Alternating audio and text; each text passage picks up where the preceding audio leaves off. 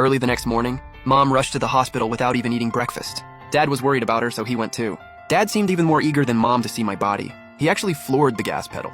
My soul was tethered behind Mom, and even I was terrified. I gave a bitter laugh. My body rode in the car while my soul flew behind it. On the way, Mom kept complaining about me to Dad.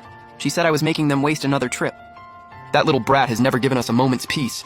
He's always threatening to die, but he's too scared to do it. He even paid people to help him fake his death. I think we've been giving him way too much money. There was a reason I kept talking about dying. I'd spent years living in a family like this, and I developed severe depression. I once tried talking to Mom, hoping she'd understand, but she brushed it off. Drop the act! We've spoiled you rotten. You're so immature!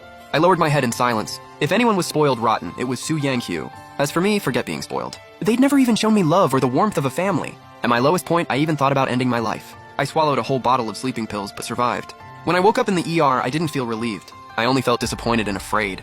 I hated that even dying was so hard for me. I knew all that awaited me was another vicious scolding. And sure enough, the moment Mom saw me open my eyes, she snapped. If you're gonna die, do it outside. Dying at home is bad luck. How are we supposed to live here now? Dad stared at me with his eyes wide open. Su Xiangyang, we had you so you take care of us when we're old. We criticize you once and you try to abandon us? Did all the time and energy we spent on you mean nothing? But I thought about it for a long time.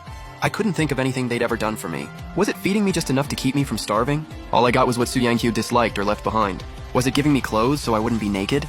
They made plenty of money, yet most of my clothes came from street stalls. My only designer clothes were Su Yanqiu's hand-me-downs. They only gave them to me because throwing them away felt wasteful. Even in high school, I only had 2 uniforms to rotate.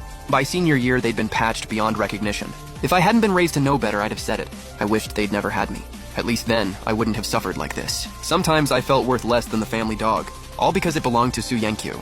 Its premium dog food cost hundreds per bag, while I grew up eating nothing nutritious. That's why I was always smaller than kids my age. I felt every bit of the damage they'd done to me, yet they kept guilt-tripping me by saying they'd raised me. I closed my eyes, refusing to face them, but Dad grabbed me by the collar. Su Xiangyang, what do you mean by staying silent? How did I raise a child like you? Don't you know the first thing about respecting your parents? But I honestly had no idea how to respond. To them, explaining myself meant talking back. Breaking down meant I was immature. Everything made me feel completely suffocated. But I didn't even have the strength to fight back. Dad suddenly slammed on the brakes, snapping me back. I looked at the hospital entrance, my heart aching. This was where it happened. Mom pulled every doctor away for Su Yanqiu's minor scrape, and cost me my last chance to survive. This was also where I realized just how unloved I was. Mom stormed out of the car. Even the way Dad slammed the door showed his anger. Even though I was already a ghost, I still instinctively stepped back, afraid Dad's fist would come down on me again. Mom entered the hospital with her usual authority. Passing doctors and nurses stopped to greet her. But this time was different.